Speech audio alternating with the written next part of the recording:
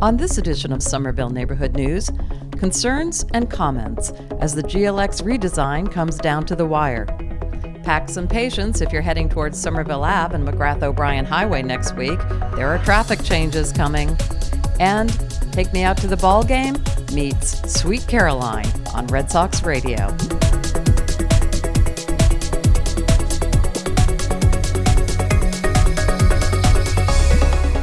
Hello and welcome to Somerville Neighborhood News. I'm Melanie Morris. Today's Tuesday, April 5th, 2016. The Green Line Extension Project continues to be the top story in Somerville. Every aspect of the project is under review, including looking for cost savings and greater construction efficiencies. In addition to their redesign work, the interim project team is appearing at public meetings to keep local residents and the Department of Transportation and MBTA up to date on their progress.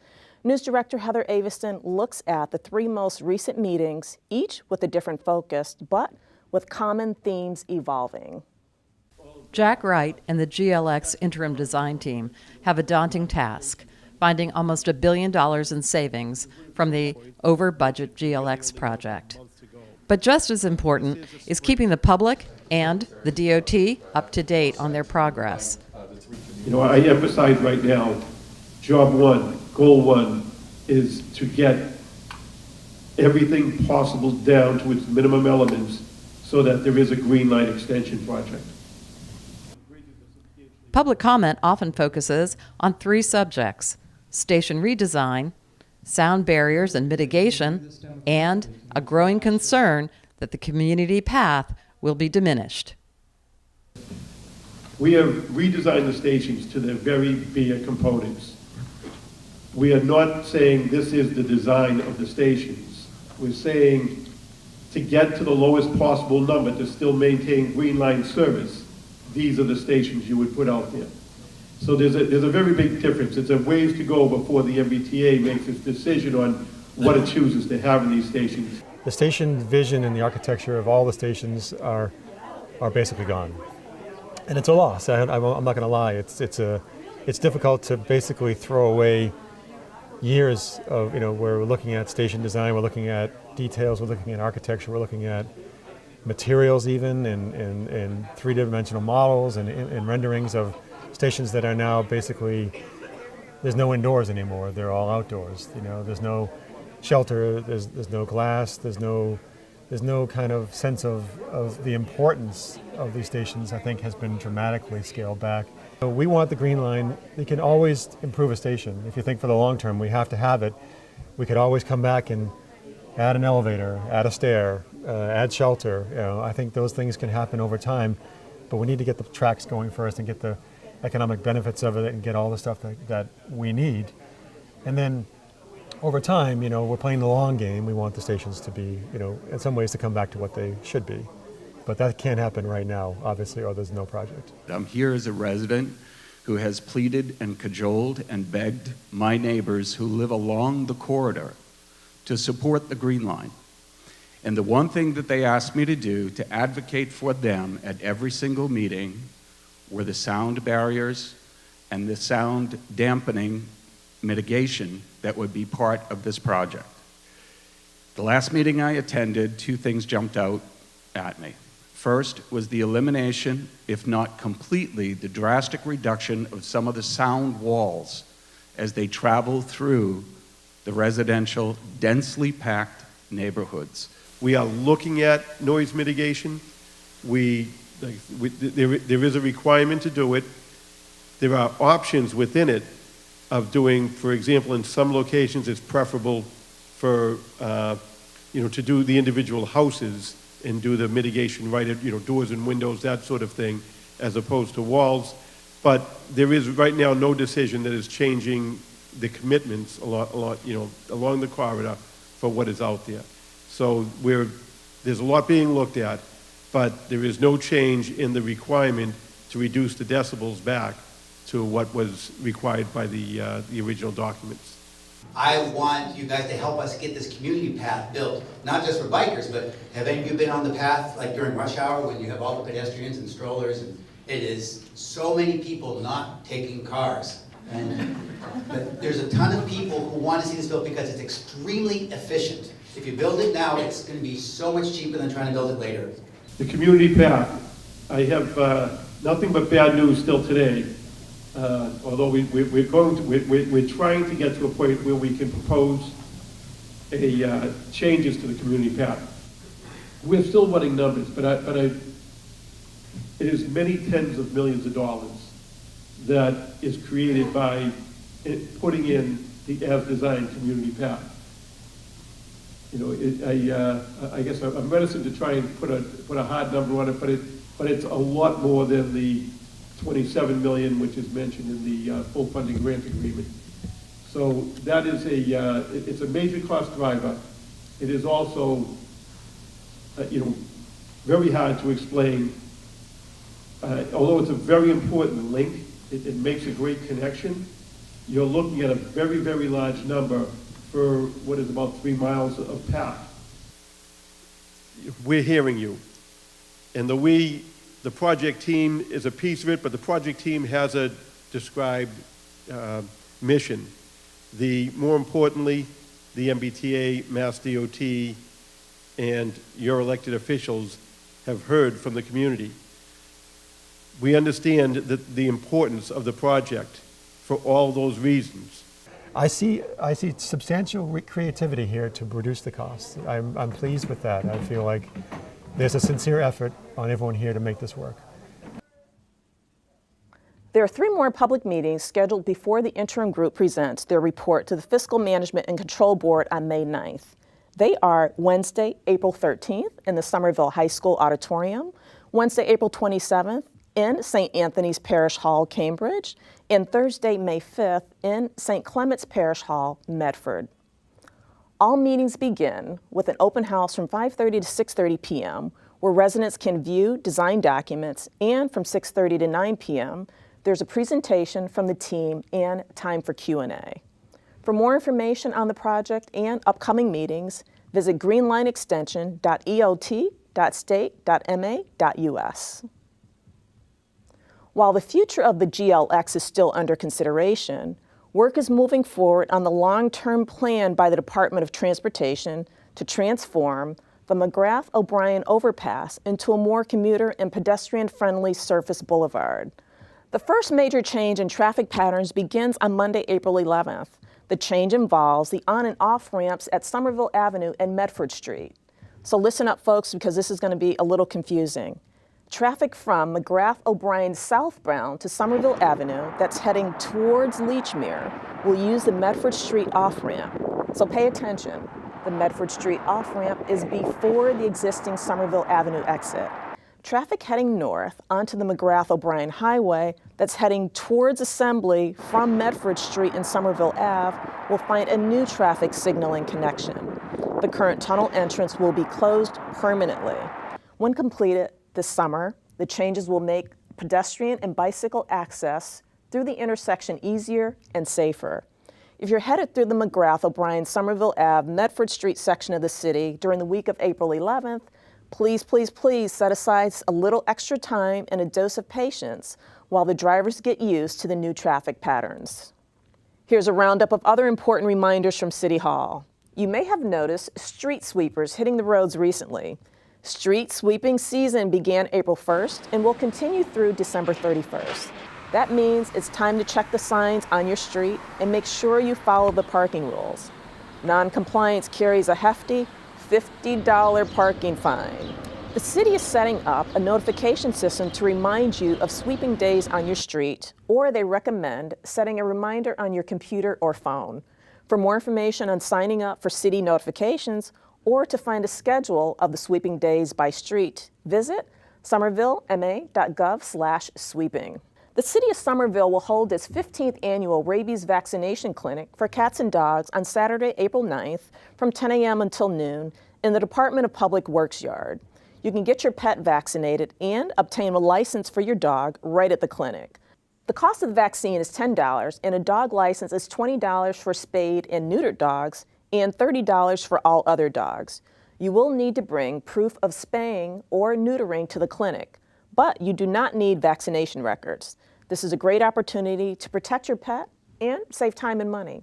Remember, all Somerville dogs must have a license, and a current rabies vaccine is required to obtain that license. For more information, contact the Health and Human Services Department at 617-625-6600, extension 4300. It may be hard to believe with the recent snowfall, but summer vacation is right around the corner. And applications are now available for the Mayor's Summer Job Program. The program offers more than 100 Somerville teens paid positions in both city departments and private businesses. To be eligible, students must live in Somerville, attend high school, and be at least 16 years old. Applications can be picked up at the Personnel Department in City Hall and must be returned by Friday, April 22nd. Now, let's see what's happening this week at the Somerville Journal.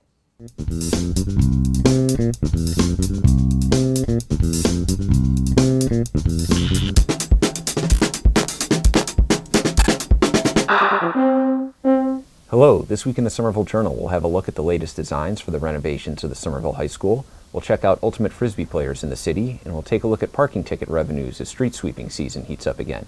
You can always find us online at somerville.wickedlocal.com or follow us on Twitter at VilleJournal. You can get in touch with me at 617-629-3385 or datkinson@wickedlocal.com. Last year, Nicole Therese Dutton was named Somerville's first Poet Laureate. Making poetry accessible to the community is a big part of her commitment. This spring, she brought together members of the Somerville Council on Aging in a series of workshops that gave voice to their stories.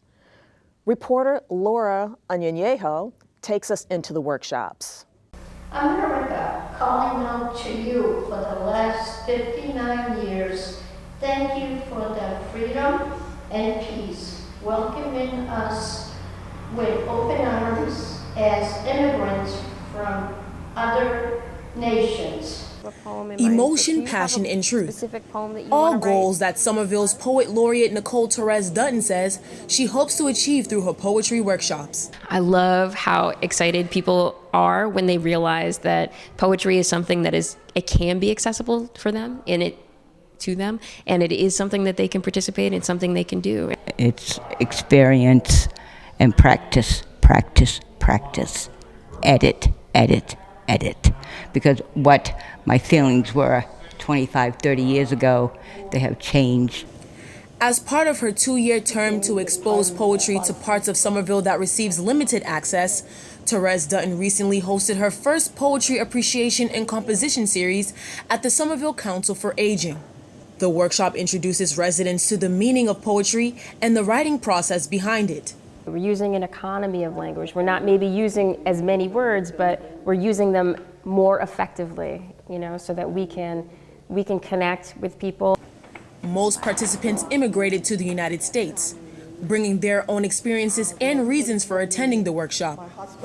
I hope you keep going, continue keep going.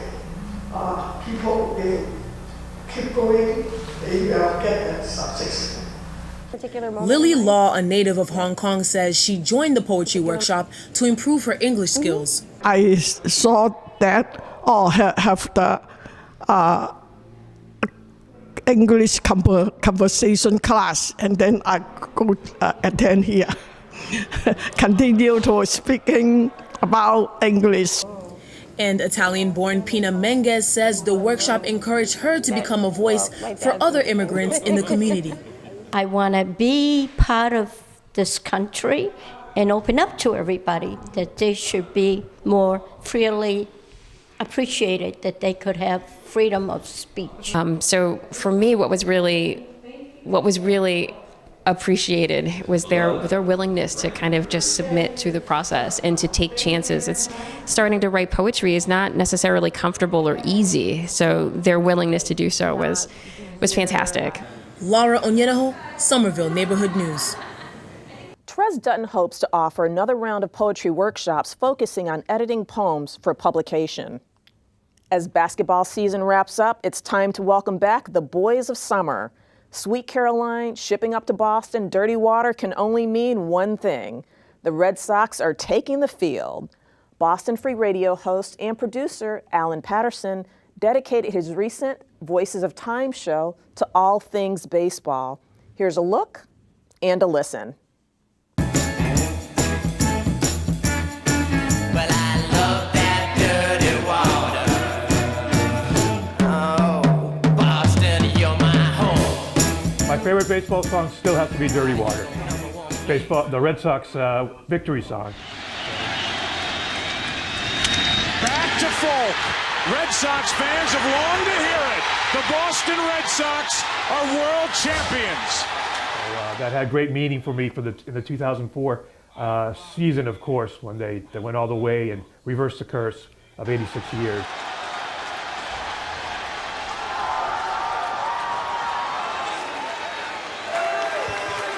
That 2004 team will always live in all our hearts collectively of Red Sox Nation.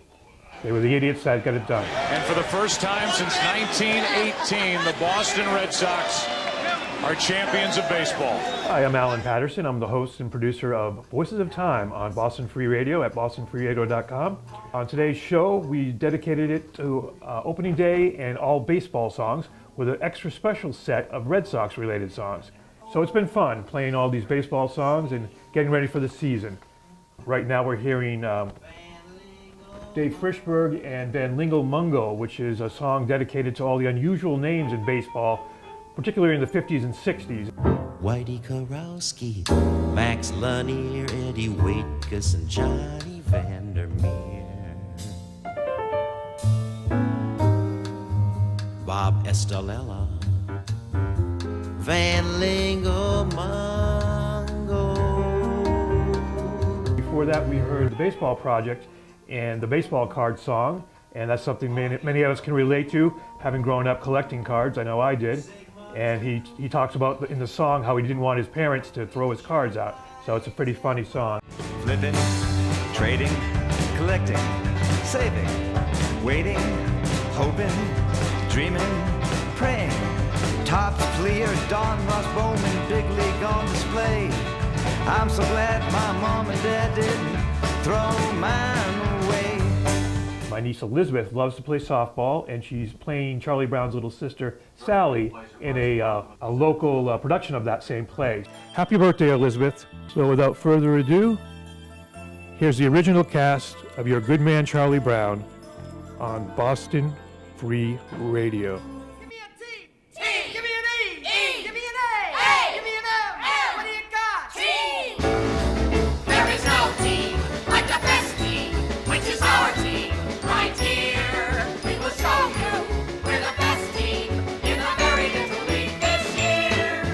And looking forward to the Red Sox new season. I'm very excited about their new acquisitions, David Price, Craig Kimbrell, and all the rest. Sweet good times never seem so good. I've been blind to believe they never would, but now. You can catch Alan Patterson's Voices of Time show Wednesdays from 3 to 5 p.m. at bostonfreeradio.com. That's our newscast for tonight, folks. We'll be back on Tuesday, April 19th at 7 p.m. on Channel 3. Check out all of our news stories at somervilleneighborhoodnews.org. Somerville Neighborhood News is a community service production of SCAT TV. We invite you to get involved. Visit our Facebook page, SCAT TV SNN, to comment. Tweet us at SCATTVSNN, or call us at 617-628-8826. And of course, you can always email us at news@scatvsomerville.org. I'm Melanie Morris. Thanks for joining us, and we'll see you around the neighborhood.